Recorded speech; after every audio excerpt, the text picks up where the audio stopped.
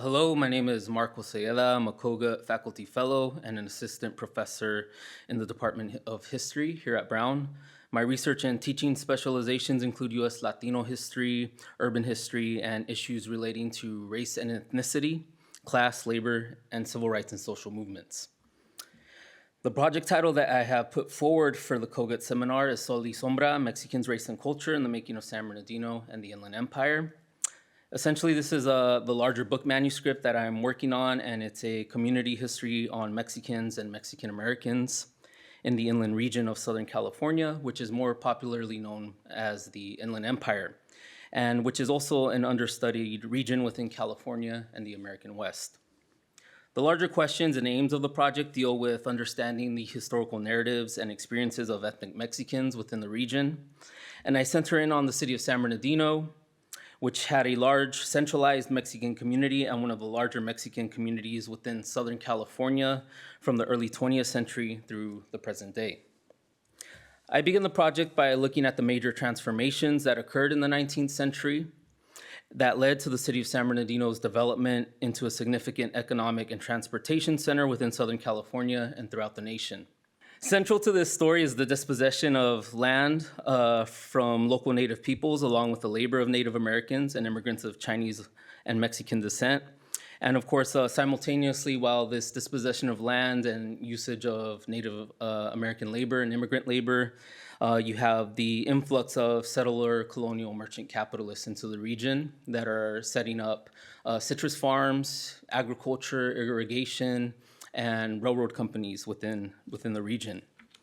And I initially looked toward the 19th century to tell this important history because it will set the tone for race relations, labor, and migration for much of the 20th century, where I then focus in on larger waves of Mexican migrations that come into the inland valleys of Southern California. So I look at how Mexican immigrants in the early 20th century formed community, resisted discrimination, and navigated life in a new country in the day-to-day. So I'm most interested in examining how ethnic Mexicans experienced, but also confronted and resisted segregation, racial discrimination, and not only survived these experiences, but also in some cases found ways to thrive in their inland communities despite these injustices.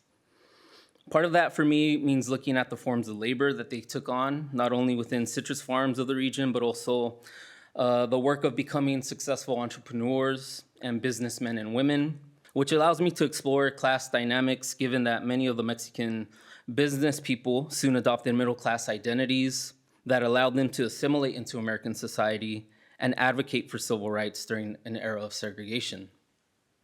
So I first became interested in this subject because this is very much a hometown history for me. I grew up in the city of San Bernardino. So for me, it's a very personal research endeavor, and it has really allowed me to form important relationships with people in the area. I often rely on these relationships to conduct oral histories, record oral history testimony, and use personal family archives from people in the city of San Bernardino to reconstruct a historical narrative. This for me is especially important since local municipal and county archives have played a significant role in reinforcing the historical erasure of these communities by assigning a general lack of importance to their histories and their contributions to the city, the region, and beyond. This neglect is most seen in the collecting of archival materials in official archival sites that would help us better understand these histories. However, given that these materials are not properly documented, one of my methodologies for this research has been to very much rely on the people of these communities to recover their stories.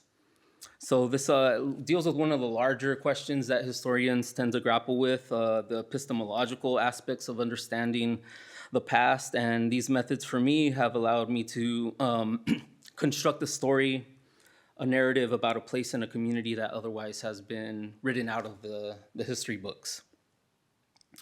One of the important case studies that I look at in my manuscript deals with the Lopez versus Secum case, which was a desegregation case that occurred during World War II that dealt with the desegregation of a a municipal swimming pool in the city of San Bernardino. I am able to tell this story by oral histories, conducting oral histories with families involved in the case, in particular the Valles family, and they're really at the heart of why this particular social movement to desegregate public parks and recreational facilities is successful during the Second World War.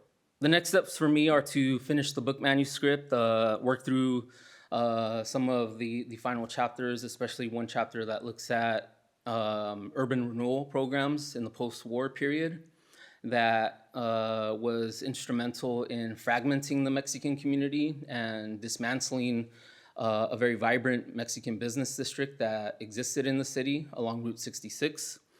And once completing the manuscript, I'll be submitting to an academic press to publish the history of this particular community.